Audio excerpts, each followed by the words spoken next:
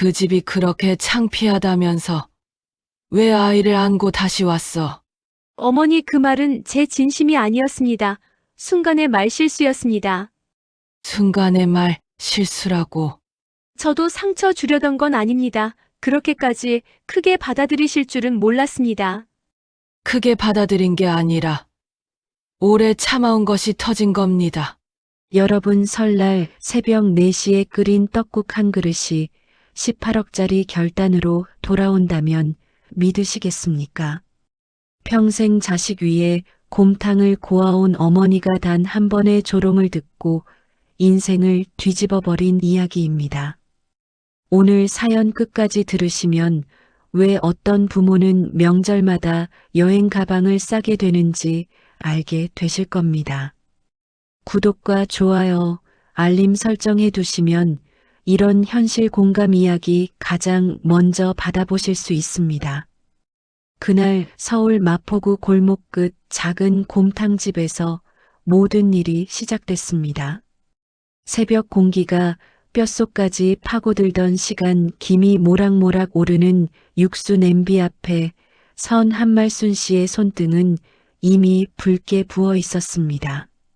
12시간을 우려낸 국물 위로 하얀 떡이 둥실 떠오르던 순간 가슴 한쪽에서 뜨거운 것이 차올랐습니다. 명절이면 늘 그랬듯이 엄마 노릇은 이렇게 하는 거다 스스로를 다잡으며 상을 차렸습니다. 하지만 식탁 위 공기는 예상과 달랐습니다. 국을 한 숟갈 뜬 며느리의 표정은 미묘하게 굳어 있었고 공기 속에는 설명하기 어려운 냉기가 흘렀습니다. 곰탕집을 수십 년 지켜온 손맛이 한순간에 평가받는 자리였습니다. 따뜻해야 할 설상이 재판대처럼 느껴졌습니다. 그날의 말 한마디는 칼날처럼 날카로웠습니다. 창피하다는 말, 호텔 뷔페가 낫다는 말, 몇 천원 원가라는 말. 아무도 소리 높이지 않았지만 그 말들은 조용히 심장을 도려냈습니다. 명절 상 위에 올린 것은 떡국이 아니라 세월이었는데 돌아온 것은 비웃음이었습니다. 아무도 멈추지 않았습니다. 아니, 멈추려 하지 않았습니다. 설거지를 하던 손이 덜덜 떨렸고 현관 밖에서 흘러나온 웃음소리는 귓속을 파고들었습니다. 그 순간 한말순 씨의 가슴은 쿵 하고 내려앉았습니다. 주저앉고 싶은 마음을 겨우 붙잡았지만 이미 무언가는 무너져 내리고 있었습니다. 명절은 가족을 모으는 날이 아니라 누군가의 희생을 시험하는 날이 되어 있었습니다. 그리고 그 시험은 끝났습니다. 그날 밤 도장 하나가 찍히며 인생이 갈라졌습니다. 누구도 예상하지 못했던 결단이 조용히 내려졌습니다. 이 이야기는 단순히 며느리 흉보는 사연이 아닙니다. 평생을 밥상으로 사랑을 증명해온 한 사람의 마지막 선택입니다. 왜 한말순 씨는 모든 것을 내려놓았을까요? 왜 아들들은 끝까지 상황을 이해하지 못했을까요? 그리고 왜 손주의 울음소리 앞에서도 등을 돌려야 했을까요? 지금부터 그날 이후 벌어진 일들을 차근히 따라가 보겠습니다. 설날 떡국 한 그릇이 어떻게 가족의 인연을 끊어내는 칼이 되었는지 가슴 저릿한 이야기 속으로 들어가 보겠습니다. 서울 마포구에서 30년 넘게 곰탕집을 지켜온 사람입니다. 남편과 함께 시작한 작은 가게는 세월이 쌓이며 동네에서 이름난 집이 되었습니다. 하루도 빠짐없이 새벽 4시에 불을 켜고 커다란 가마솥에 사고를 넣던 삶이 전부였습니다. 손등은 늘 거칠었고 허리는 항상 묵직했습니다. 그렇지만 자식들 대학 보내고 장가 보내고 집 장만하는데 보탬이 되었던 그 가게가 자랑이었습니다. 우리 엄마 곰탕이 제일이다라는 말 한마디에 피로가 녹던 시절이 있었습니다. 큰아들 최성훈 씨 38입니다. 대기업 다니며 겉보기엔 반듯합니다. 둘째 최동혁 씨 35입니다. 금융권에 근무합니다. 두 형제 모두 결혼에 분가했습니다. 겉으로는 효자라는 말을 듣는 집안이었습니다. 명절이면 꼭 찾아왔고 용돈도 챙겼습니다. 겉모습만 보면 흠잡을 데 없는 가족이었습니다. 큰 며느리 이가영 씨 35입니다. 세련된 말투와 똑 부러지는 성격으로 주변에서 야무지다는 평가를 받습니다. 둘째 며느리도 또래입니다. 두 사람은 서로 가까웠고 자주 만나 시간을 보냈습니다. 같은 또래 같은 고민을 나누는 사이였습니다. 마포구 집은 오래된 아파트였습니다. 엘리베이터는 낡았고 현관 복도에는 늘 음식 냄새가 배어 있었습니다. 거실 한가운데에는 커다란 나무상이 있고 명절이면 그 상이 펼쳐졌습니다. 벽에는 두 아들의 졸업사진이 나란히 걸려 있었습니다. 그 사진을 볼 때마다 한말순 씨는 지난 세월을 떠올렸습니다. 도시락 싸던 새벽 학원비 걱정에 잠 못 이루던 밤가게 마감 후 무릎을 주무르던 순간들. 아들들은 자라며 점점 바빠졌습니다. 회사 일, 친구 처가 일정. 명절조차 스케줄 사이에 끼워 넣는 일정처럼 변해갔습니다. 그래도 한말순 씨는 이해했습니다. 요즘 세대는 다 바쁘다 스스로를 설득했습니다. 명절 준비는 늘 혼자였습니다. 남편은 옆에서 거들었지만 실제로 부엌을 지키는 사람은 한말순 씨였습니다. 사골 핏물 빼고 나물 다듬고 전 부치고 고기 재우고 허리 펴기도 전에 다음 일이 기다렸습니다. 그래도 기분은 묘하게 설렜습니다. 자식들 얼굴 본다는 이유 하나면 충분했습니다. 하지만 몇 해 전부터 분위기가 달라졌습니다. 간소하게 하자는 말이 시작이었습니다. 그 말은 준비를 줄이자는 뜻이 아니라 기대를 줄이라는 신호처럼 들렸습니다. 한말순 씨는 눈치를 보기 시작했습니다. 혹시 음식이 입에 안 맞을까? 혹시 불편해할까? 혹시 싫은 기색을 보일까? 곰탕집 사장이라는 타이틀도 묘한 부담이 되었습니다. 가게 하는 사람이 이 정도냐는 말이 나올까봐 더 공을 들였습니다. 떡국 육수는 가게에서 쓰는 것보다 더 진하게 우렸습니다. 고명도 정성껏 올렸습니다. 달걀 지단을 얇게 붙이며 손끝이 저려왔지만 그 정성이 자식들 마음까지 데워줄 거라 믿었습니다. 아들들은 부모 속을 세세히 알지 못했습니다. 바쁘다는 말로 많은 것을 덮었습니다. 명절 저녁이면 잠깐 얼굴 비추고 이튿날 처가로 향했습니다. 시간이 부족하다는 이유였습니다. 한말순 씨는 서운함을 삼켰습니다. 그래도 와주는 게 어디냐라는 말로 스스로를 달랬습니다. 그러는 사이 관계의 온도는 조금씩 식어갔습니다. 말투는 공손했지만 공기는 낯설었습니다. 밥상 위에 흐르던 웃음이 줄어들었고 휴대전화 화면을 보는 시간이 늘었습니다. 질문은 형식이 되었고 대답은 짧아졌습니다. 그래도 한말순 씨는 버텼습니다. 부모라는 자리, 엄마라는 이름은 쉽게 내려놓을 수 없었습니다. 명절은 고된 행사였지만 마지막 남은 연결고리처럼 느껴졌습니다. 밥상이 끊기면 인연도 끊길 것 같았습니다. 그 설날 새벽글에서 더위를 악물었습니다. 몸이 쑤셨지만 손이 부르텄지만 마음만은 단단히 묶었습니다. 이번만은 따뜻한 말 한마디 듣고 싶었습니다. 엄마 고생했다는 말 한 줄이면 충분했습니다. 그러나 현실은 달랐습니다. 그리고 그 배경 위에서 갈등은 조용히 시작되고 있었습니다. 설날 아침 공기는 이상하리만큼 조용했습니다. 창밖은 아직 어둑했고 아파트 복도에는 발자국 소리조차 들리지 않았습니다. 부엌 안에는 사골향이 진하게 퍼져 있었습니다. 한말순 씨는 김이 오르는 냄비를 바라보며 깊게 숨을 들이켰습니다. 오늘만은 무사히 지나가길 바라는 마음이 간절했습니다. 상 위에는 떡국과 나물 3가지 불고기 김치전이 정갈하게 놓였습니다. 과하지도 초라하지도 않게 몸 상태를 생각하면 충분히 애쓴 상이었습니다. 허리는 욱신거렸고 손목은 찌릿했지만 표정은 단정히 정리했습니다.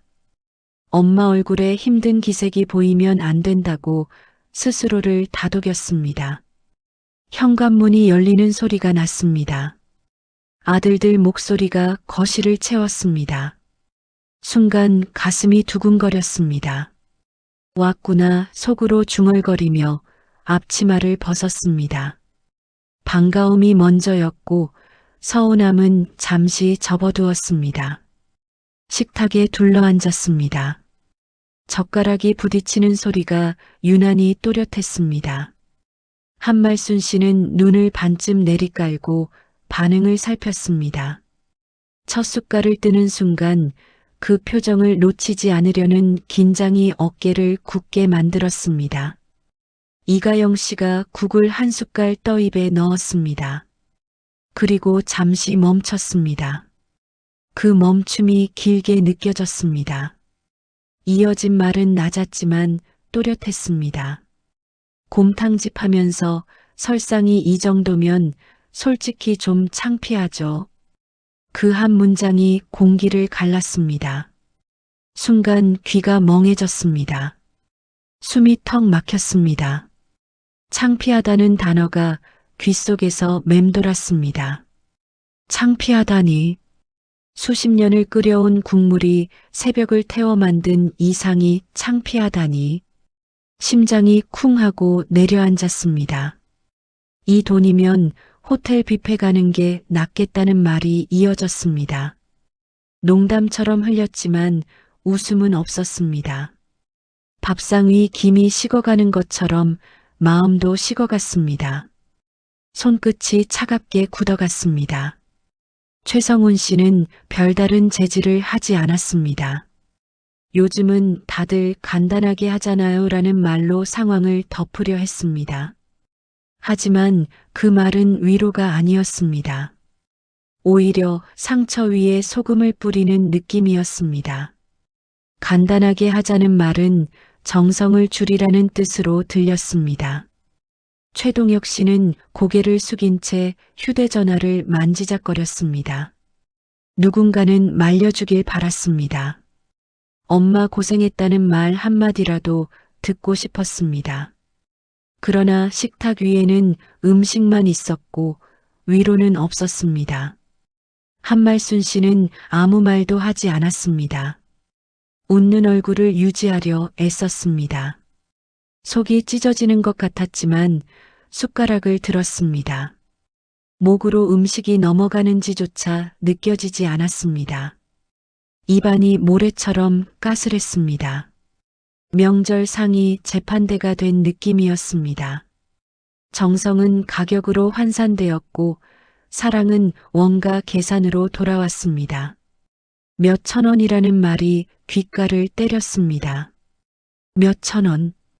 그 몇 천 원을 만들기 위해 몇 시간이 들었는지 몇 해가 쌓였는지 아무도 묻지 않았습니다. 식사는 길지 않았습니다. 형식적인 덕담 몇 마디가 오갔지만 공허했습니다. 웃음소리는 가볍게 튀었고 진심은 보이지 않았습니다. 한말순 씨는 그 자리에 앉아 있으면서도 이미 멀리 떨어진 기분이었습니다. 설거지를 하러 부엌으로 들어갔습니다. 물이 세차게 흘렀습니다. 접시를 문지르는 손에 힘이 과하게 들어갔습니다. 거품이 시야를 가렸습니다. 눈물이 고여도 티나지 않게 고개를 숙였습니다. 그때였습니다.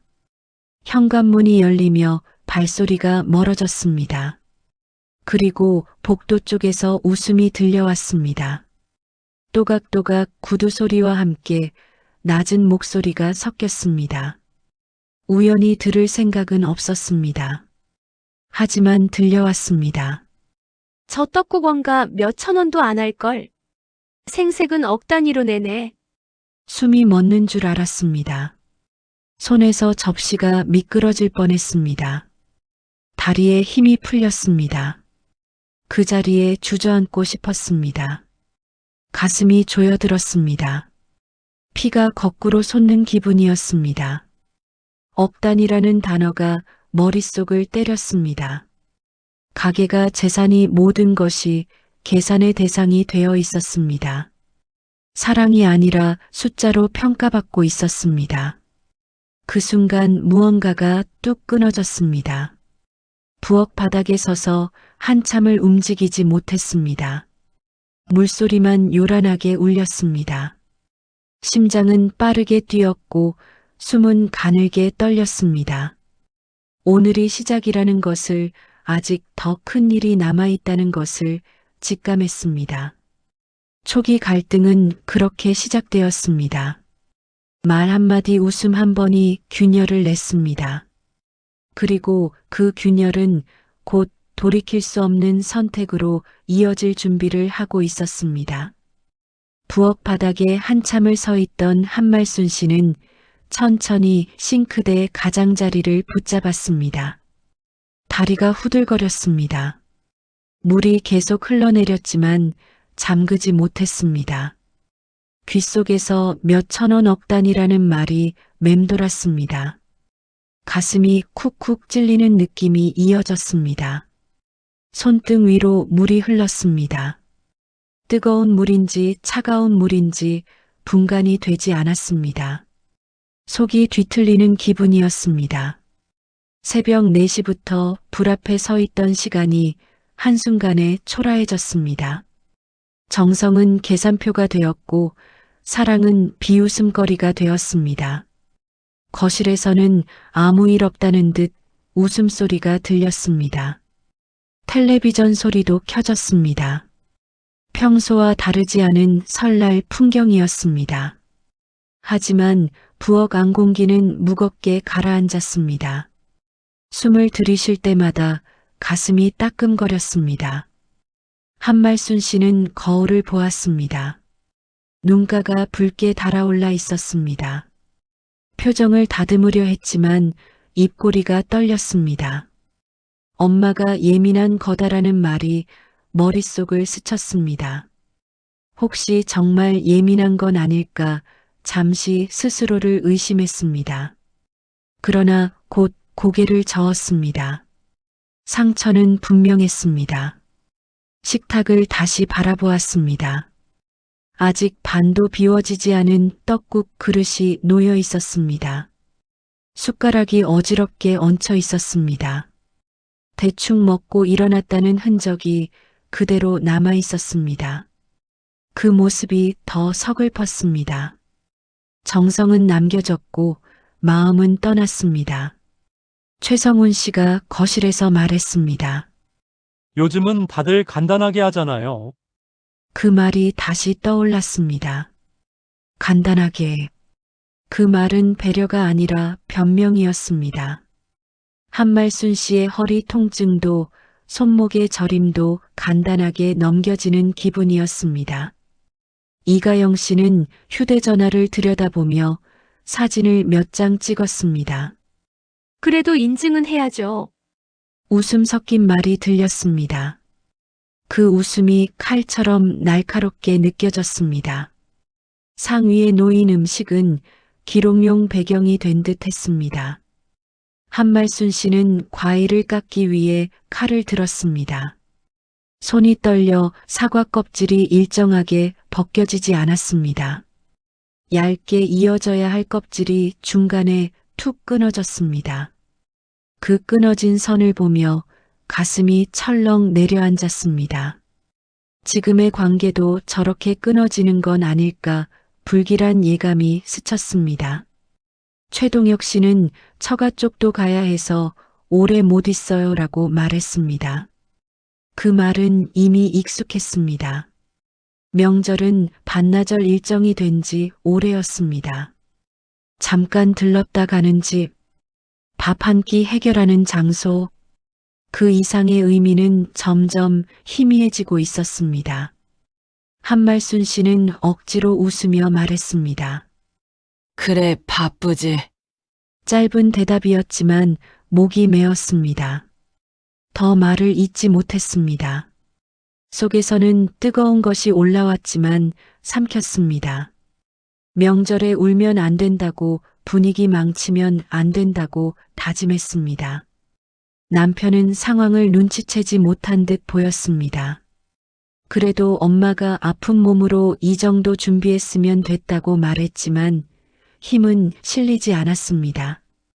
그 말은 공중에서 맴돌다 힘없이 떨어졌습니다. 누구도 크게 반응하지 않았습니다.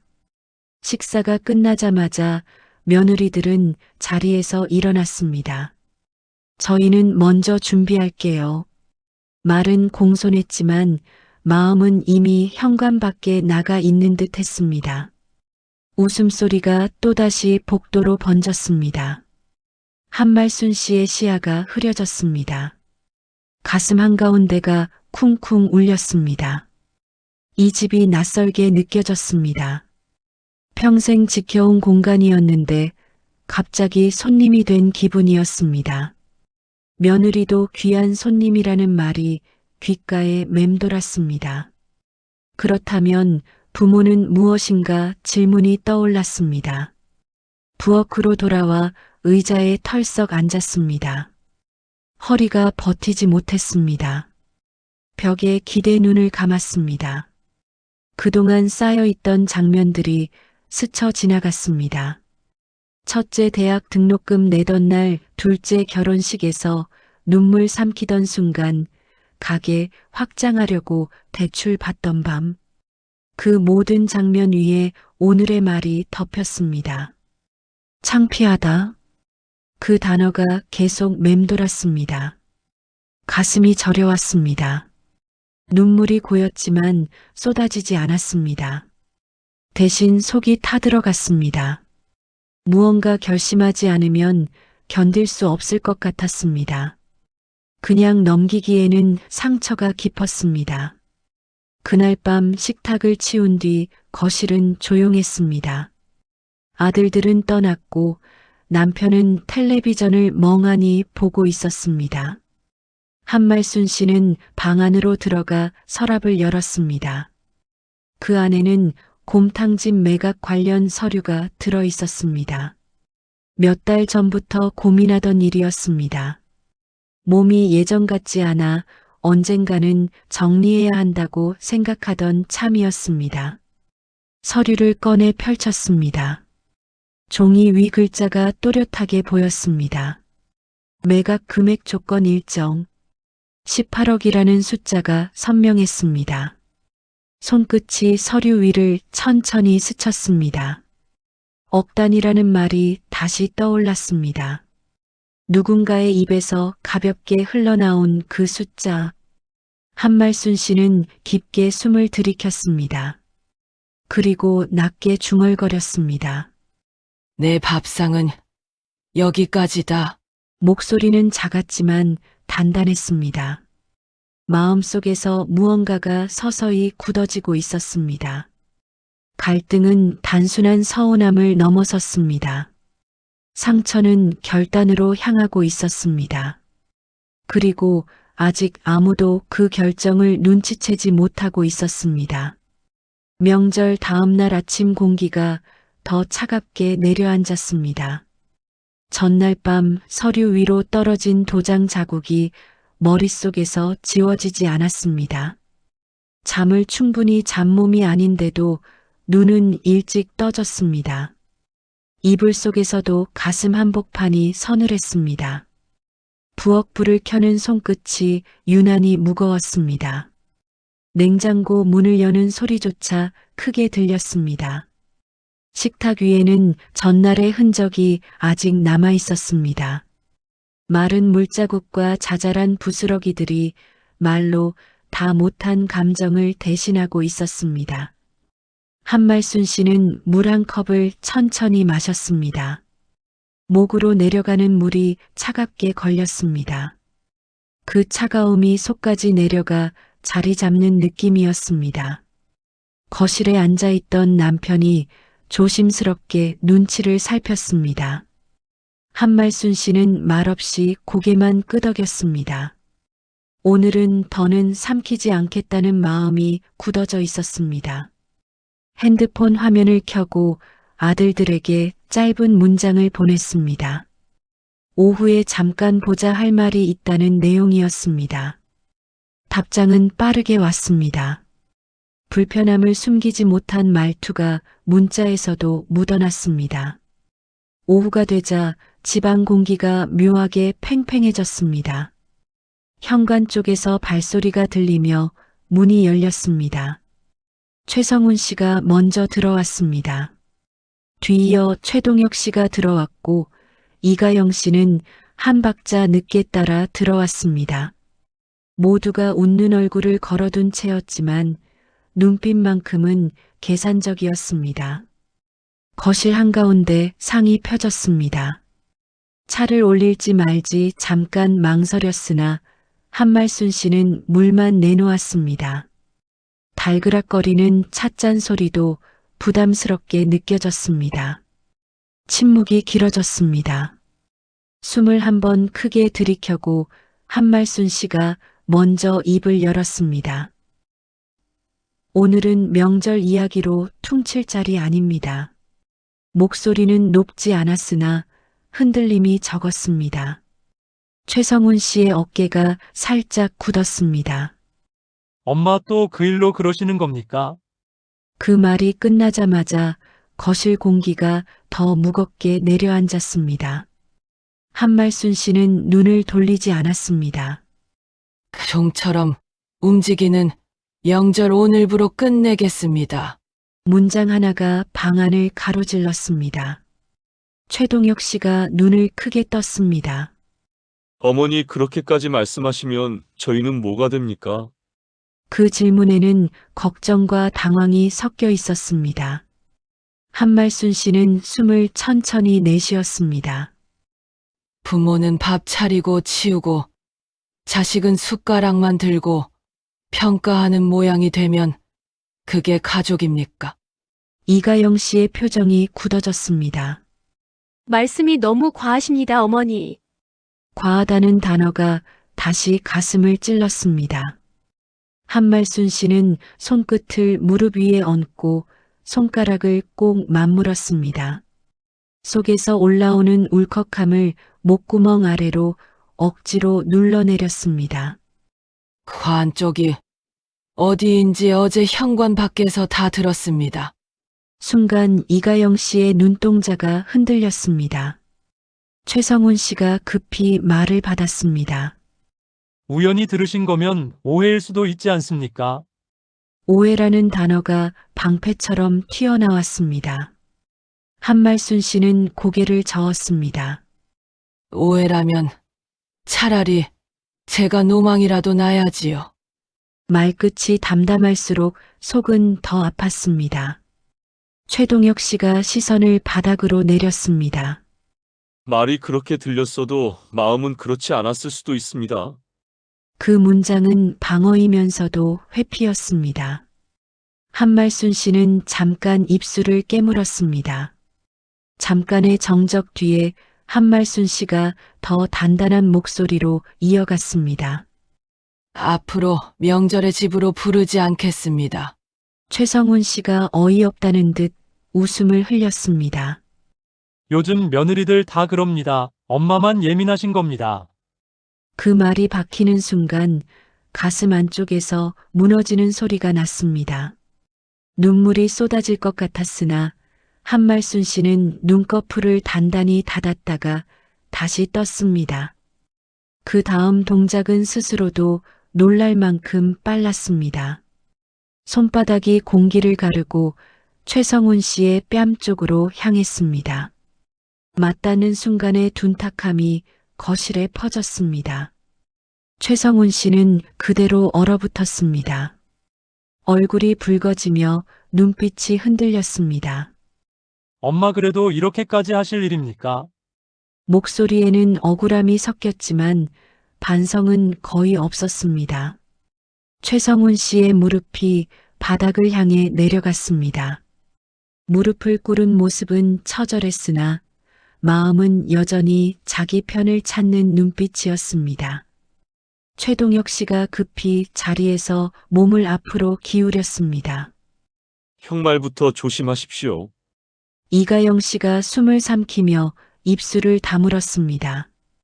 이런 방식은 너무 극단적이십니다.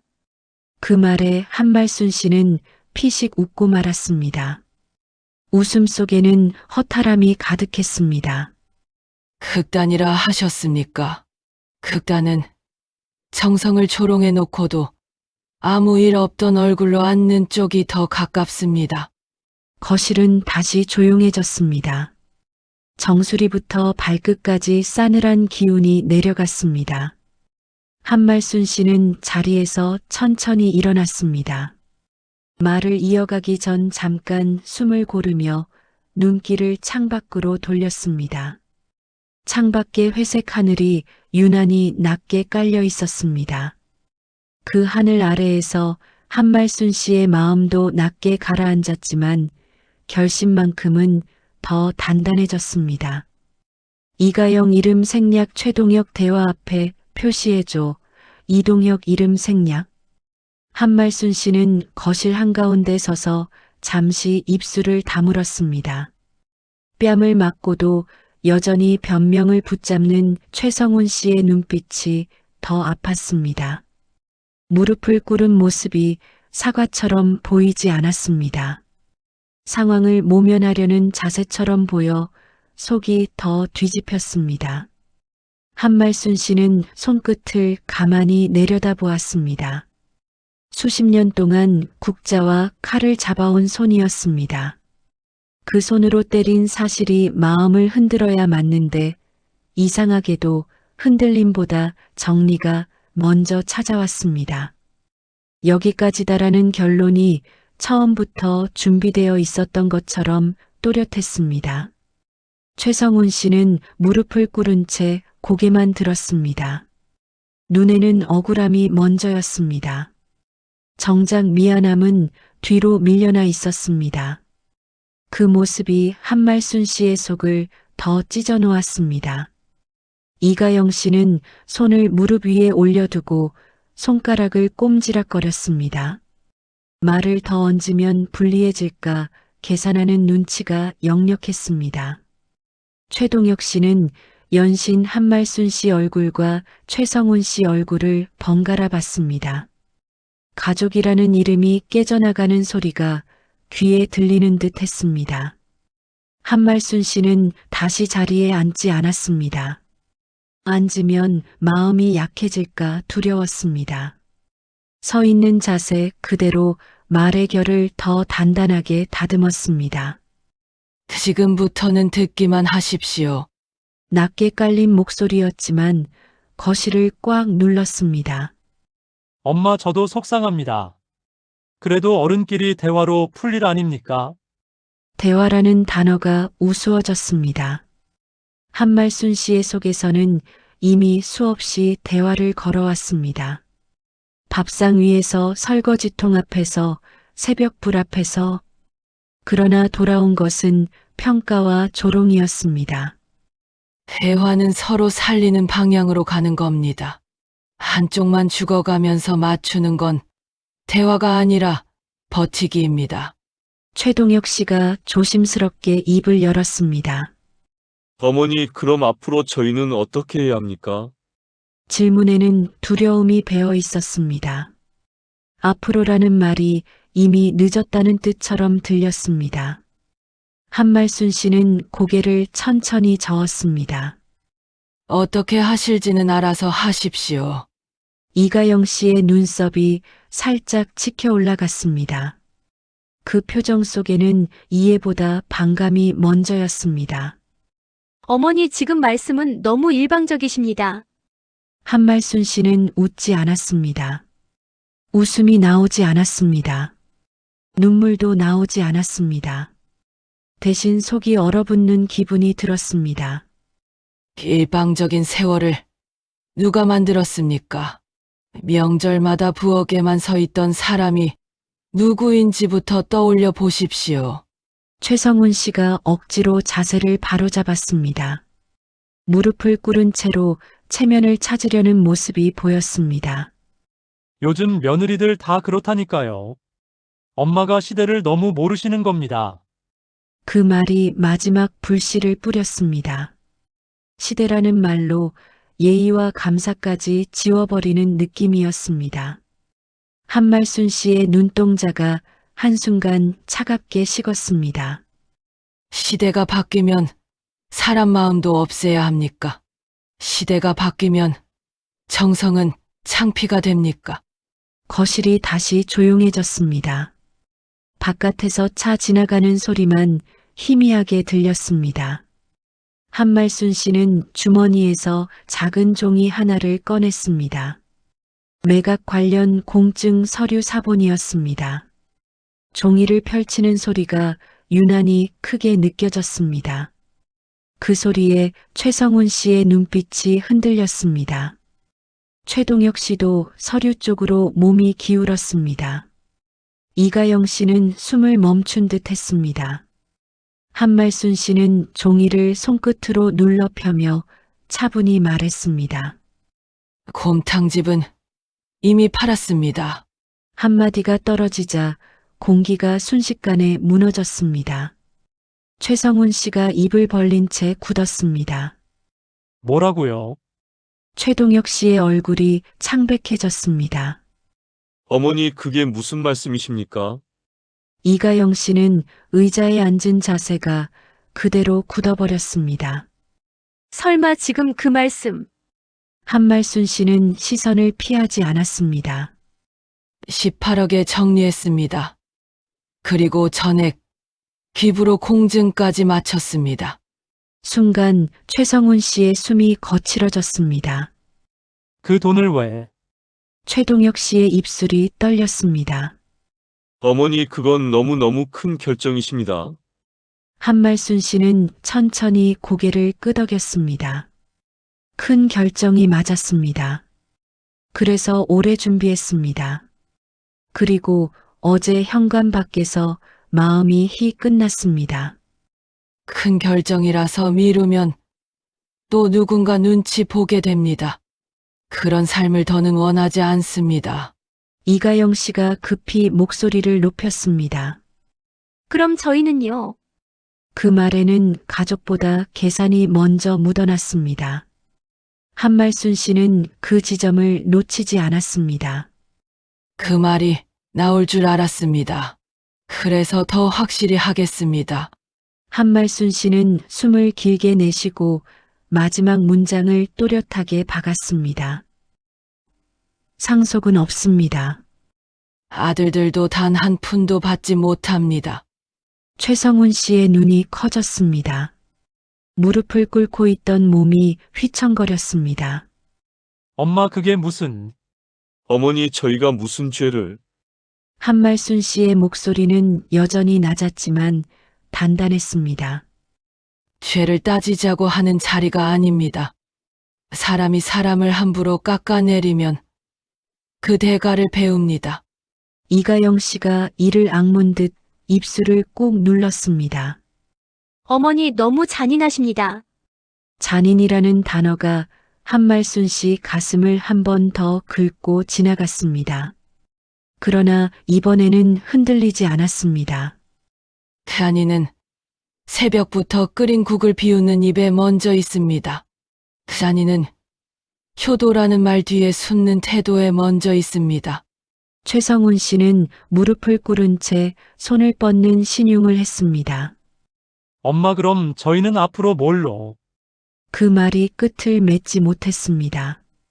한말순 씨는 그 말이 어디로 향하는지 이미 알고 있었습니다. 돈이었습니다. 가게였습니다. 유산이었습니다. 사람이 아니라 숫자였습니다.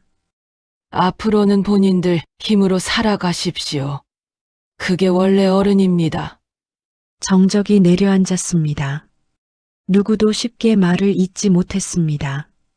한말순 씨는 그 침묵이 더 이상 두렵지 않았습니다. 오히려 오래 기다렸던 고요처럼 느껴졌습니다. 무언가 끝났고 무언가는 시작될 준비를 하고 있었습니다. 이가영 이름 생략 최동혁 대화 앞에 표시해줘. 이동혁 이름 생략. 거실에 내려앉은 침묵이 오래갔습니다. 숨을 들이쉬는 소리조차 부담스러웠습니다. 최성훈 씨의 얼굴은 붉었다가 창백했다가 다시 굳어갔습니다. 무릎을 꿇은 자세가 사과의 모양을 흉내내고 있었지만 마음은 갈 곳을 잃은 채 허우적거렸습니다. 최동혁 씨는 두 손을 모은 채 입술만 발싹거렸습니다. 이가영 씨는 시선을 자꾸만 서류 쪽으로 보내며 계산이 끝나지 않은 표정을 숨기지 못했습니다. 한말순 씨는 그 모든 표정을 하나씩 담담히 받아냈습니다. 예전 같았으면 그 표정들만 봐도 마음이 녹아버렸을 텐데 오늘은 다르게 보였습니다. 마음이 다 닳아버리면 오히려 차분해지는 순간이 온다는 것을 그날 알았습니다. 한말순 씨는 서류를 다시 접어 봉투에 넣었습니다. 종이를 접는 손놀림이 흔들리지 않았습니다. 그 모습이 오히려 방안을 더 얼어붙게 만들었습니다. 엄마 이건 너무 갑작스럽습니다. 엄마가 그렇게까지 하시면 저희는 뭐가 됩니까? 한말순 씨는 눈을 느리게 깜빡였습니다. 저희는 이라는 말이 유난히 크게 들렸습니다. 한말순 씨의 마음속에서는 엄마는 이라는 말이 더 크게 울렸습니다. 갑작스러운 건 어제 오늘이 아닙니다. 서운함은 몇 해 동안 쌓였고 마지막은 어제였습니다.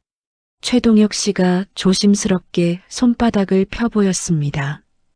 말을 부드럽게 만들어 보려는 몸짓이었습니다. 어머니 그러면 관계를 이렇게까지 끊으시겠다는 뜻이십니까? 한말순 씨는 잠시 창 쪽을 바라보았습니다. 회색 하늘 아래 나뭇가지가 바람에 흔들렸습니다. 흔들리는 것은 바깥이었고 결심은 안쪽이었습니다. 그 끈차는 말보다 더는 매달리지 않겠다는 말이 맞습니다. 한말순 씨 마음을 누가 책임져 줍니까? 이가영 씨가 입을 열었습니다. 목소리는 최대한 차분하게 만들었지만 속내가 비치는 얇은 포장처럼 느껴졌습니다. 어머니 어제 말은 분위기상 나왔던 말입니다. 그렇게까지 크게 받아들이실 일은 아닙니다. 한말순 씨의 입가가 아주 조금 떨렸습니다. 하지만 웃음은 아니었습니다. 속이 찢어지는 감정이 올라오다 그대로 얼어붙는 느낌이었습니다.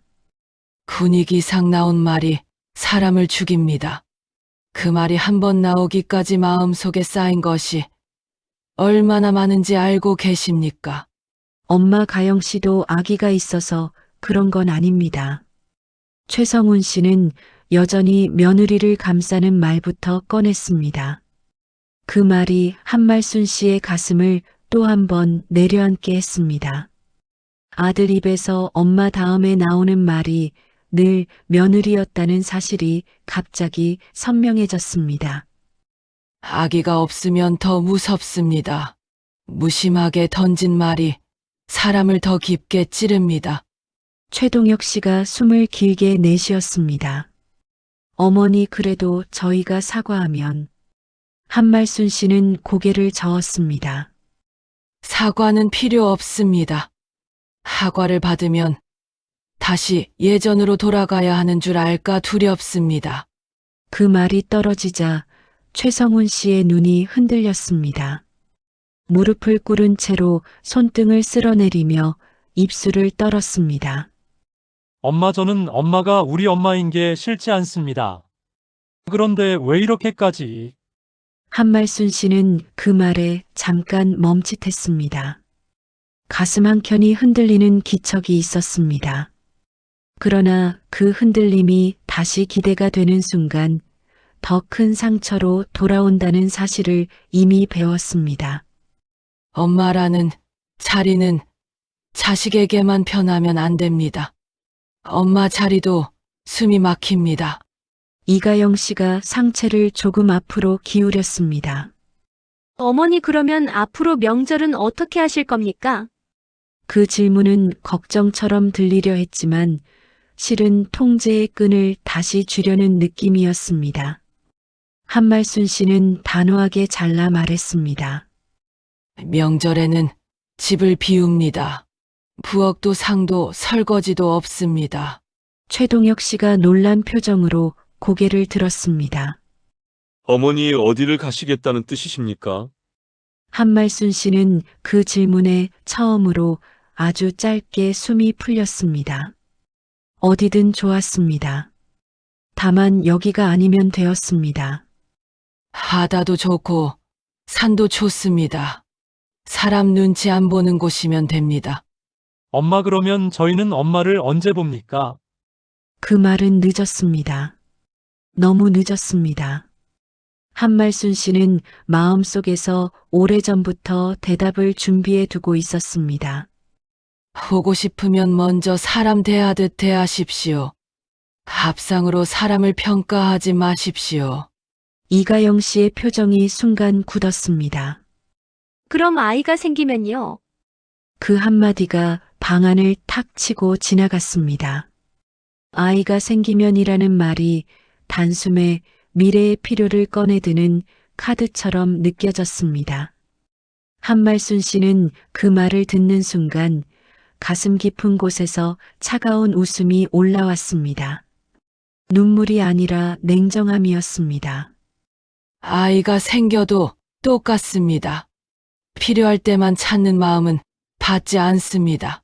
최성훈 씨가 당황한 듯 입술을 떼었습니다. 엄마, 너무 단정적으로 말씀하지 마십시오. 한말순 씨는 시선을 고정했습니다. 단정이 아니라 경험입니다. 사람은 필요할 때만 찾는 관계에서 제일 먼저 망가집니다. 최동혁 씨가 조심스레 고개를 숙였습니다. 어머니 그래도 가족입니다. 그 말이 가족이라는 단어를 다시 꺼냈습니다. 한말순 씨는 잠깐 눈을 감았습니다. 가족이라는 말로 얼마나 많은 희생을 강요받았는지 떠올랐습니다. 그리고 눈을 떴습니다. 가족이면 더 조심해야 합니다. 가족이라는 이유로 함부로 해도 되는 사람이 세상에 어디 있습니까? 정적이 다시 내려앉았습니다. 이 정적은 예전처럼 불안하지 않았습니다. 오히려 한말순 씨에게는 처음 얻는 휴식처럼 느껴졌습니다. 긴 세월 내내 누군가의 입맛과 표정에 맞춰 숨을 고르던 삶이 끝나가고 있었습니다. 한말순 씨는 마지막으로 한 문장을 남겼습니다. 오늘 이 자리에서 끝을 보자는 것이 아닙니다. 저의 인생을 되찾자는 겁니다. 세 사람은 아무 말도 하지 못했습니다. 최성훈 씨는 무릎을 꿇은 채 고개를 떨궜습니다. 최동혁 씨는 입술을 꼭 다물었습니다. 이가영 씨는 손가락을 쥐었다 폈다를 반복했습니다. 한말순 씨는 그 모습을 더 보지 않았습니다. 거실 한켠에 외투를 들어 손에 걸었습니다. 문손잡이를 잡는 손이 놀라울 만큼 침착했습니다. 그리고 마지막으로 뒤돌아보지 않은 채 말했습니다. 이제는 저를 챙기겠습니다. 며칠이 지나자 집안은 더 조용해졌습니다. 전화벨 소리만 울리면 가슴이 먼저 철렁 내려앉았습니다. 그러나 한말순 씨는 전화를 받지 않았습니다. 받는 순간 다시 흔들릴까 두려웠습니다. 창밖은 겨울 끝자락의 빛으로 흐릿했습니다. 햇살이 들어와도 방 안은 따뜻해지지 않았습니다. 부엌은 비어 있었고 냄비는 얌전히 걸려 있었습니다. 명절 다음 날처럼 허둥대는 발걸음이 사라졌습니다. 처음에는 이상했습니다. 몸이 편한데 마음이 아팠습니다. 그러다 점점 마음도 따라 조용해졌습니다. 그런데 그 조용함을 깨는 소리가 찾아왔습니다. 문밖 복도에서 아이 울음이 새어 들어왔습니다. 처음에는 옆집 소리로 착각했습니다. 울음이 점점 가까워졌습니다. 현관문 앞에서 멈춘 울음이었습니다. 벨이 눌렸습니다.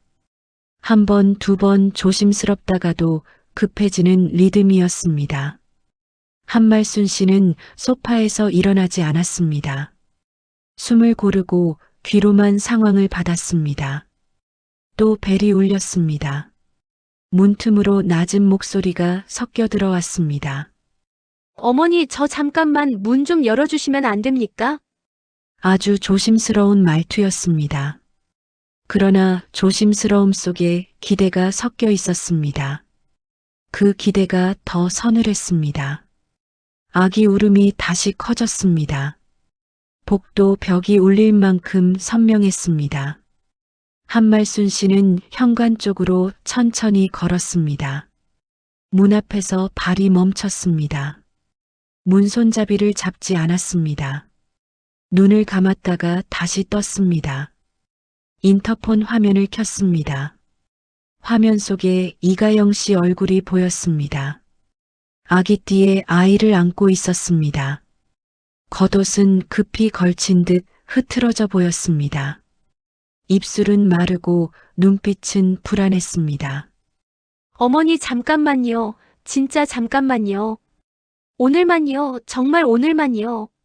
화면을 바라보며 손끝을 꽉 쥐었습니다. 속이 쿡하고 내려앉았습니다. 아이 울음이 가슴을 두드렸습니다. 그러나 울음이 문을 열게 만들지는 못했습니다. 한말순 씨는 마이크 버튼을 누르지 않았습니다. 침묵이 길어지자 이가영 씨 목소리가 떨렸습니다. 어머니, 죄송합니다. 그날 말이 많이 지나쳤습니다. 저도 정신이 없어서. 사과는 늘 정신이 없어서로 이어졌습니다. 사람 마음을 찢어놓은 뒤 정신이 없었다는 말로 덮는 방식이었습니다. 한말순 씨는 그 패턴을 너무 많이 보아왔습니다. 아기 울음이 더 높아졌습니다. 이가영 씨는 아기 등을 토닥이며 고개를 숙였습니다. 어머니, 잠깐만이라도 봐주시면 안 됩니까? 진짜 1시간만요. 그 말이 나오자 한말순 씨의 속이 싸늘하게 식었습니다. 한말순 씨는 이제 알았습니다. 필요가 생기면 찾아오는 얼굴이라는 사실을, 정성이 창피라던 입이 급하면 문 앞에 선다는 사실을. 한말순 씨는 인터폰 마이크를 눌렀습니다. 무슨 일입니까? 짧은 문장이었지만 목소리는 단단했습니다. 이가영 씨는 숨을 크게 들이켰습니다. 오늘 어린이집이 갑자기 안 된다고 해서요. 제가 볼 일이 생겼는데 정말 방법이 없습니다. 한말순 씨는 그 말 뒤를 기다렸습니다. 누가 대신 봐줄 수 없는지, 왜 하필 여기인지, 그 답은 예상대로였습니다. 친정 쪽은 오늘 못 움직입니다. 그래서 어머니께. 그 순간 한말순 씨 가슴속에서 뜨거운 것이 올라왔습니다. 눈물이 아니라 분노였습니다. 서러움이 아니라 모욕감이었습니다. 한말순 씨는 마이크를 누른 채로 숨을 골랐습니다. 그 집이 그렇게 창피하다고 하지 않으셨습니까? 이가영 씨의 눈이 크게 떴습니다. 말문이 막힌 표정이 화면에 그대로 잡혔습니다. 어머니, 그건 변명이 목구멍에서 걸리는 소리가 들렸습니다. 한말순 씨는 더 낮게 더 또렷하게 이어갔습니다. 곰탕집 하는 집 설상이 창피해서 오기 싫다던 입으로 아이를 맡기러 오신 겁니까? 이가영 씨의 눈가가 붉어졌습니다. 어머니, 제가 잘못했습니다. 그때는 제가 너무 경솔했습니다. 한말순 씨는 고개를 저었습니다. 인터폰 화면 너머로도 그 고개 젓기가 느껴질 만큼 단호했습니다. 잘못이라는 말은 그 말이 사람을 어떻게 만들었는지 알고 난 뒤에 나와야 합니다. 지금은 필요가 있어서 나온 말로 들립니다. 아기 울음이 잠시 끊겼다가 다시 시작되었습니다. 아기는 눈가가 벌겋게 부어 있었습니다. 그 작은 얼굴이 가슴을 찢었습니다. 한말순 씨는 손잡이에 손을 얹었다가 다시 뗐습니다. 문을 열면 마음이 무너질 것 같았습니다. 그러나 문을 닫으면 또 다른 죄책감이 달려들 것 같았습니다. 그 갈등이 목을 조였습니다. 그때 화면 아래에서 아이 목소리가 새어나왔습니다. 아이 말투는 서툴렀고 울음에 젖어 있었습니다. 할머니, 아기 울음과 다른 더 큰 아이의 소리였습니다. 이가영 씨가 아이를 데리고 왔다는 사실이 그제야 또렷해졌습니다. 아이 눈이 화면 아래쪽에서 위로 올라왔습니다. 할머니라는 단어가 한말순 씨 가슴을 정면으로 때렸습니다. 아이가 울먹이며 더 또렷하게 말했습니다. 난 할머니 따라 살래. 할머니가 제일 맛있는 밥 해줘. 그 문장이 떨어지는 순간 한말순 씨의 눈물이 쏟아질 뻔했습니다. 속이 찢어지는 것 같았습니다. 손등에 힘줄이 도드라졌습니다. 한말순 씨는 문을 열고 싶은 마음이 솟구쳤습니다. 그런데 바로 뒤이어 또 하나의 장면이 떠올랐습니다. 현관 밖 웃음소리, 무언가 몇천 원, 억 단위 생색, 창피하다는 말. 그 기억이 물처럼 차갑게 끼얹어졌습니다. 한말순 씨는 인터폰 마이크를 다시 눌렀습니다. 목소리가 살짝 떨렸습니다. 그러나 문장은 흔들리지 않도록 붙잡았습니다. 아이 마음은 고맙습니다. 이가영 씨가 급히 고개를 끄덕였습니다. 어머니, 그러면 잠깐만 안아주셔도 됩니다. 진짜 잠깐만요. 그 잠깐이 너무 잔인했습니다. 잠깐이면 괜찮고 잠깐이면 다시 돌아갈 수 있다는 뜻처럼 들렸습니다. 한말순 씨는 숨을 길게 내쉬었습니다. 그 잠깐이 제일 위험합니다. 잠깐 문을 열면 다시 예전으로 돌아갈까 두렵습니다. 아이 울음이 다시 커졌습니다. 이가영 씨는 아이를 달래며 눈물을 훔쳤습니다. 그러나 그 눈물에도 한말순 씨는 흔들리지 않으려 애썼습니다. 눈물은 언제든 나오기 쉽습니다. 행동은 오래 걸립니다. 한말순 씨는 인터폰 화면을 잠시 끄고 현관문에 이마를 살짝 기댔습니다. 차가운 철문이 이마를 식혀주었습니다. 한말순 씨는 문 안쪽에서 조용히 문을 열었습니다. 단 잠금 장치가 걸린 상태로 아주 조금만 열었습니다. 바깥 공기가 얇게 스며들었습니다. 복도 냄새와 아이 울음이 가까워졌습니다. 문틈 사이로 아이 얼굴이 보였습니다. 한말순 씨는 손을 뻗어 아이를 조심스럽게 안았습니다. 팔 안에 들어오는 온기가 너무 작고 너무 약했습니다. 그 온기에 가슴이 찢어졌습니다. 한말순 씨는 아이 등을 천천히 쓸어내렸습니다. 입술이 떨렸습니다. 말을 하면 무너질 것 같아 한참 동안 숨만 골랐습니다. 그리고 아주 낮게 말했습니다. 할머니는 너를 미워하지 않습니다. 할머니는 어른들 방식이 너무 아파서 이제 멈추는 겁니다. 아이는 한말순 씨 어깨에 얼굴을 묻고 울었습니다. 한말순 씨도 눈물이 뺨을 타고 흘렀습니다. 그러나 손은 끝까지 부드럽게 아이 등을 쓸어내렸습니다. 문틈 밖에서 이가영 씨가 떨리는 목소리로 말했습니다. 어머니 그러면 한말순 씨는 아이를 천천히 내려놓았습니다.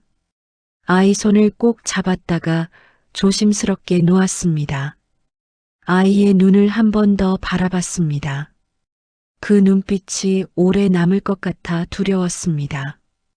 한말순 씨는 문고리를 단단히 잡았습니다. 그리고 마지막으로 아주 또렷하게 말했습니다. 그 집이 창피하다고 말한 순간부터 맡길 자격도 같이 내려놓으신 겁니다. 이가영 씨의 얼굴이 하얗게 질렸습니다. 어머니, 한말순 씨는 더는 듣지 않았습니다. 문을 천천히 닫았습니다. 잠금 장치를 걸었습니다. 문이 닫히는 소리가 복도에 길게 울렸습니다. 한말순 씨는 문 안쪽에 등을 기대고 그대로 주저앉았습니다. 눈물이 한동안 멈추지 않았습니다. 속이 찢어지는 느낌이 계속 밀려왔습니다. 그러나 그 와중에도 마음 한구석이 이상하게 조용했습니다. 처음으로 누군가의 요구가 아니라 한말순 씨 선택이 중심에 놓인 날이었습니다. 한말순 씨는 흐느낌을 삼키며 스스로에게 말했습니다. 이제는 끝까지 가야 합니다. 이가영 이름 생략 최동혁 대화 앞에 표시해줘. 이동혁 이름 생략. 현관문이 닫히고 나서도 복도 쪽 기척이 한동안 이어졌습니다. 아이 울음이 점점 멀어졌습니다. 엘리베이터 문 닫히는 소리가 희미하게 울렸습니다. 그 소리가 완전히 사라지고 나서야 집안의 정막이 제자리로 돌아왔습니다. 한말순 씨는 현관 바닥에 그대로 앉아 있었습니다. 등 뒤로 차가운 문이 느껴졌습니다. 그 차가움이 심장까지 식혀주는 듯 했습니다. 눈물은 한동안 멈추지 않았습니다. 그러나 그 눈물은 예전과 달랐습니다. 억울함만은 아니었습니다. 스스로를 지키겠다는 다짐이 섞여 있었습니다. 거실로 천천히 걸어 나왔습니다. 아이 품에 남아있던 온기가 팔에 남아 있었습니다. 그 온기가 자꾸만 마음을 흔들었습니다. 난 할머니 따라 살래라는 말이 귓가에 맴돌았습니다. 그 한 문장이 가슴을 헤집었습니다. 잠시 소파에 앉아 눈을 감았습니다. 아이 얼굴이 떠올랐습니다. 눈가가 벌겋게 부어있던 모습, 작은 손으로 문틈을 붙잡고 있던 모습, 그 모습이 마음을 찢어 놓았습니다. 그러나 동시에 현관 밖 웃음소리도 함께 떠올랐습니다. 무언가 몇천 원, 억 단위 생색, 창피하다는 말, 두 장면이 겹치며 가슴을 갈라놓았습니다. 한말순 씨는 숨을 깊게 들이켰습니다. 그리고 낮게 중얼거렸습니다. 아이한테 죄 지은 건 아닙니다. 어른들 방식이 잘못된 겁니다. 그 말이 스스로에게 건네는 위로처럼 흘러나왔습니다. 그날 저녁 전화가 울렸습니다. 화면에는 최성훈 씨 이름이 떴습니다. 손이 잠시 멈췄습니다. 받지 않으려 했습니다. 그러나 울림이 길어지자 한 번은 받아야 끝이 날 것 같았습니다. 통화 버튼을 눌렀습니다. 엄마 오늘 너무하셨습니다. 첫 문장이 그것이었습니다. 사과가 아니었습니다. 서운함도 아니었습니다. 책망이 먼저였습니다. 한말순 씨의 눈빛이 차갑게 식었습니다. 무엇이 너무한 겁니까? 아이 앞에서 그렇게 문 닫는 게 어른입니까? 그 말에 가슴이 철렁 내려앉았습니다. 아이를 방패처럼 세운 문장이었습니다. 아이를 앞세워 문 두드린 쪽이 누구인지부터 돌아보십시오. 잠시 침묵이 흘렀습니다. 전화기 너머로 숨소리가 거칠어졌습니다. 엄마 가영 씨가 많이 힘들어합니다. 한말순 씨는 씁쓸하게 웃었습니다. 힘든 사람은 문 밖에만 있는 게 아닙니다. 그래도 엄마가 조금만 이해해 주셨으면. 이해라는 단어가 또 나왔습니다. 언제나 이해는 한쪽 방향이었습니다. 한말순 씨는 천천히 말했습니다. 이해는 서로 오갈 때 의미가 있습니다. 전화기 너머에서 낮은 한숨이 들렸습니다. 그럼 정말 이렇게 끝입니까? 그 질문이 드디어 나왔습니다. 끝이라는 단어가 공중에 떠올랐습니다. 한말순 씨는 잠시 창밖을 바라보았습니다. 가로등 불빛이 희미하게 흔들렸습니다. 끝이라기보다 자리 바꿈입니다. 엄마 자리에서 내려와 한말순 씨 자리로 돌아가는 겁니다. 전화기 너머에서 말이 이어지지 않았습니다. 최성훈 씨는 한참을 침묵했습니다. 그리고 낮게 말했습니다. 아이도 오늘 많이 울었습니다. 그 말에 심장이 다시 조여왔습니다. 눈물이 고일 뻔했습니다. 그러나 한말순 씨는 눈을 감고 숨을 고른 뒤 말했습니다. 울어야 기억합니다. 어른들 말 한마디가 얼마나 아픈지 언젠가 알게 됩니다. 엄마는 정말 변하셨습니다. 그 말에는 원망이 담겨 있었습니다. 한말순 씨는 조용히 답했습니다. 변한 게 아니라 참던 것을 멈춘 겁니다. 통화는 길지 않았습니다. 서로의 입장만 확인한 채 매듭은 풀리지 않았습니다. 전화가 끊긴 뒤 집안은 다시 고요해졌습니다.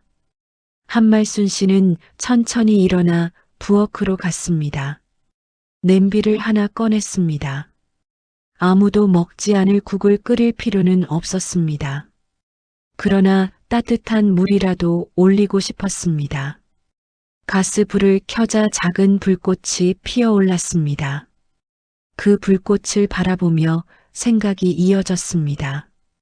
평생 불 앞에서 살았습니다.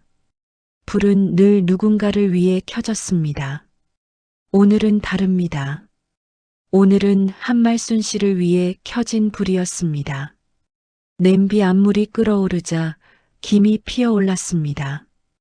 그 김 사이로 아이 얼굴이 또 떠올랐습니다. 눈물이 한 방울 떨어졌습니다. 그러나 이번에는 오래가지 않았습니다. 눈물을 닦고 한말순 씨는 혼잣말처럼 말했습니다. 할머니는 너를 안 버렸습니다. 할머니는 스스로를 버리지 않기로 한 겁니다. 그 문장이 방 안에 조용히 퍼졌습니다. 그날 밤 침대에 누웠습니다. 예전 같으면 죄책감이 몰려왔을 시간입니다. 그러나 이상하게도 마음이 정돈되어 있었습니다. 아프지만 또렷했습니다. 후회가 밀려왔다가도 현관 밖 웃음소리가 다시 떠올랐습니다. 그러면 마음이 다시 단단해졌습니다. 관계의 방식이 바뀌었습니다. 누군가의 필요가 중심이던 시간이 끝나고 스스로의 존엄이 중심이 된 시간이 시작되었습니다. 그 여파는 아직 다 드러나지 않았습니다. 그러나 한 가지는 분명했습니다. 한말순 씨는 더 이상 예전 자리로 돌아가지 않을 준비를 마쳤습니다. 그리고 그 선택의 무게를 조용히 견디기로 마음먹었습니다. 남은 인생은 나의 몫입니다. 바람이 한층 누그러진 날이었습니다. 달력은 어느새 설을 한 번 지나 다음 설을 향해 조용히 넘어가고 있었습니다. 그 사이 한말순 씨는 많은 것을 정리했습니다. 가게는 이미 새 주인 손으로 넘어갔고 간판도 바뀌었습니다. 그 골목을 지나칠 때마다 가슴이 한 번씩 저렸습니다. 그러나 그 저림이 다시 돌아가고 싶다는 뜻은 아니었습니다. 마포구 집도 달라졌습니다. 명절 전날이면 쌓이던 장바구니가 사라졌습니다. 부엌 싱크대에 전 부칠 팬이 올라가는 일도 없었습니다. 상위에 나물 접시가 줄을 서는 풍경도 없어졌습니다. 대신 집안에는 오래 비워두었던 숨이 다시 들어왔습니다. 아침이 조금 느긋해졌습니다. 새벽 4시에 눈을 떠도 불을 켤 의무가 없었습니다. 그 시간이 처음에는 허전했지만 곧 편안해졌습니다. 그 편안함이 낯설 정도였습니다. 명절이 다가오자 전화가 늘었습니다.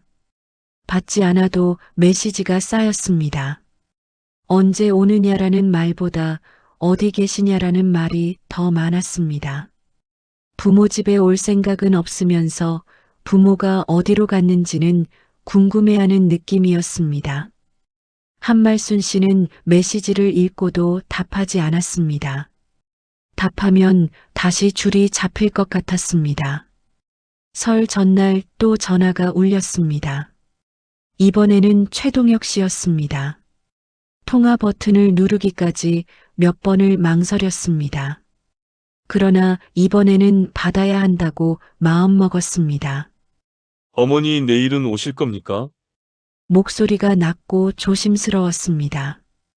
한말순 씨는 창밖을 바라보며 천천히 말했습니다. 내일은 집을 비웁니다. 어머니 어디로 가십니까? 바다 쪽으로 갑니다. 그 말이 떨어지자 전화기 너머 숨이 길게 새어나왔습니다. 형이 많이 화가 나 있습니다. 한말순 씨는 담담하게 대답했습니다. 화가 나는 쪽은 많습니다. 그러나 한말순 씨는 이제 화에 휘둘리지 않습니다. 잠시 침묵이 흐른 뒤 최동혁 씨가 조심스럽게 물었습니다. 어머니 그래도 가족끼리. 한말순 씨는 단호하게 끊었습니다.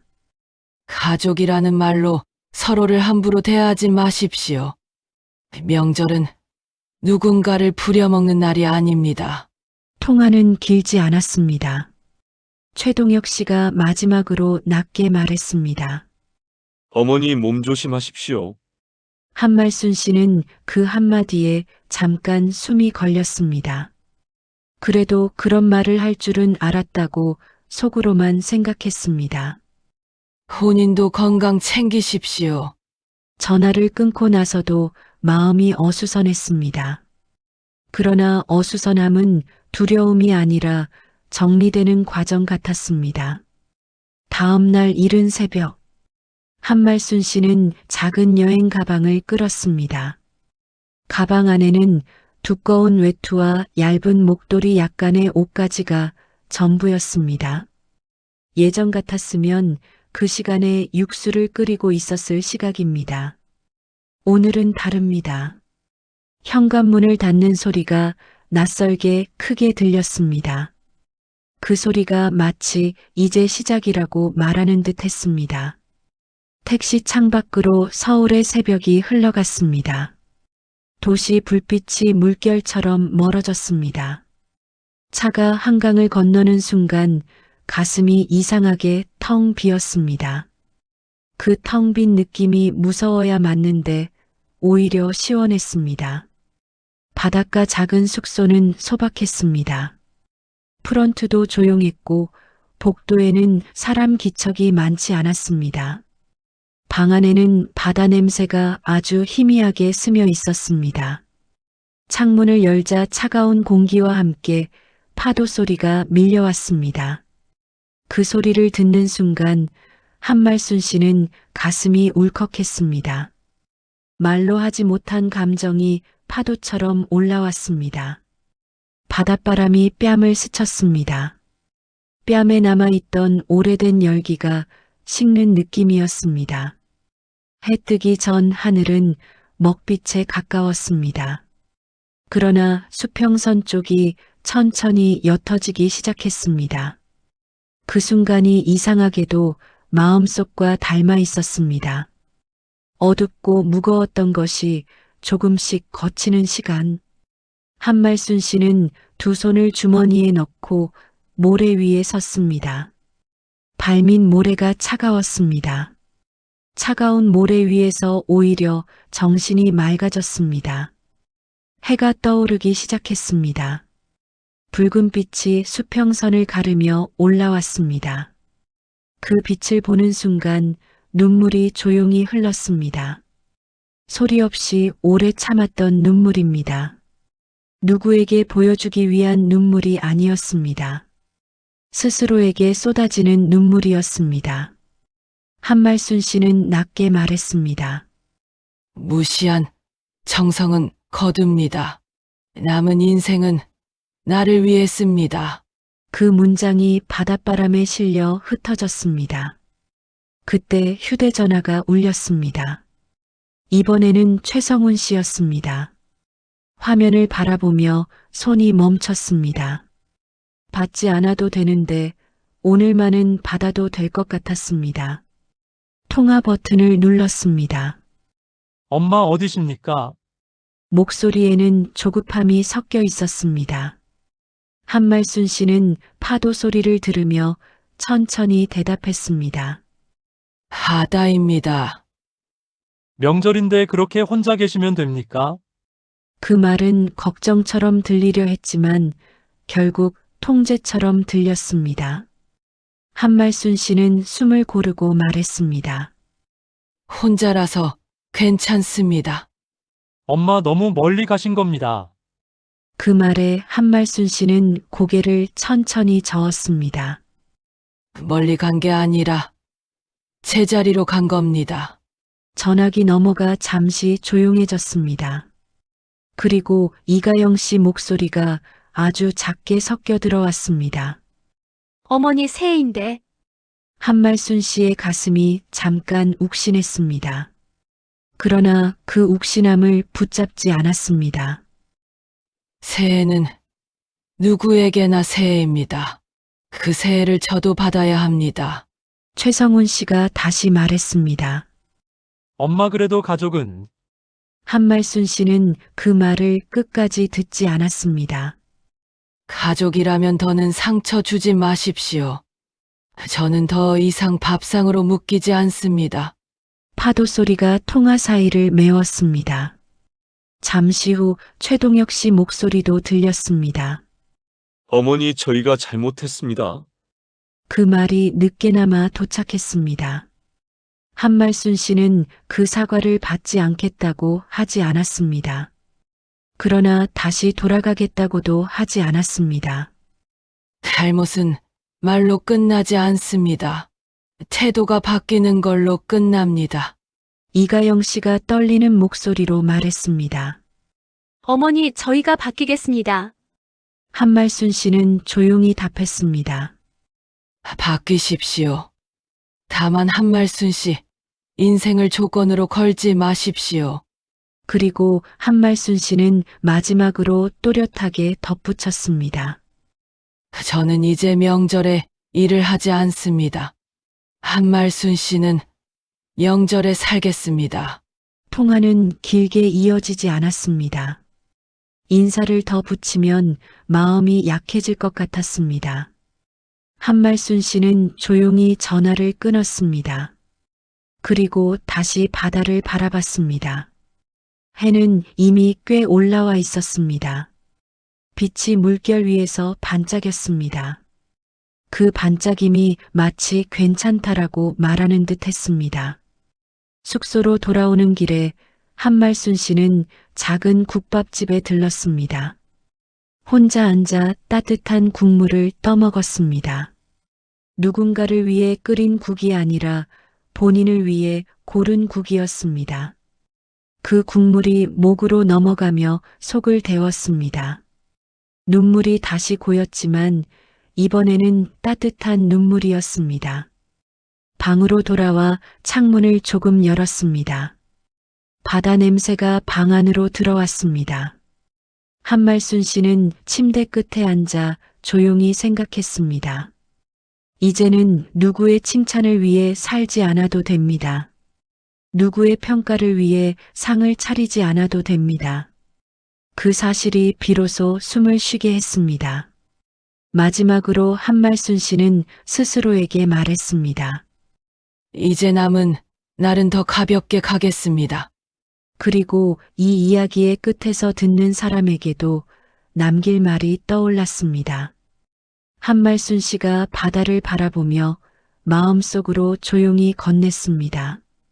명절이라는 이름 아래 누군가의 정성이 당연해져 버린 적은 없었는지, 가족이라는 말로 가까운 사람을 가장 쉽게 함부로 대했던 적은 없었는지, 여러분 마음속에도 그런 장면이 떠오르지 않으십니까?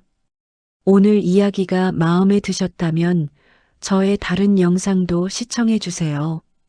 구독과 좋아요, 알림 설정을 눌러주시면 오늘 기분 좋은 일이 생기고 최신 영상을 가장 먼저 보실 수 있답니다. 현재 계신 곳을 댓글로 남겨주시면 행운이 닿을 수 있도록 함께하겠습니다.